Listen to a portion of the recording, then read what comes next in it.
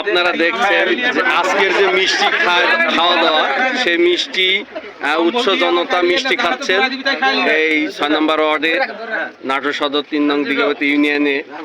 আমাদের এই ইউনিয়নের যিনি 6 নম্বর ওয়ার্ডের মেম্বার ছিলেন, সাবেক মেম্বার নান্নু সাহেবের যিনি হত্যার আসামি, উনি গ্রেপ্তার হয়েছেন আজকে আদালতের মাধ্যমে। আদালত জামিন যাওয়ার কারণে আদালত তাকে জেল হাজতে পাঠাচ্ছে। আপনারা জানেন যে সে একজন সুদারু এবং বর্তমানে সে আওয়ামী সন্ত্রাসীর একটি ক্যাডার বাহিনী ছিল।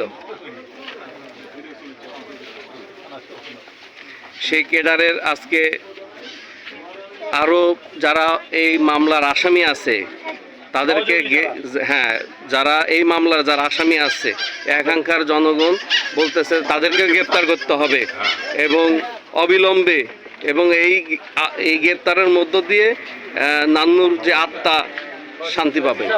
সবাইকে ধন্যবাদ। এবং আপনারা দেখছেন নাটোর জেলা বিএনপির পেজ। আমি মনির খান বিদায় নিচ্ছি। সবাইকে ধন্যবাদ।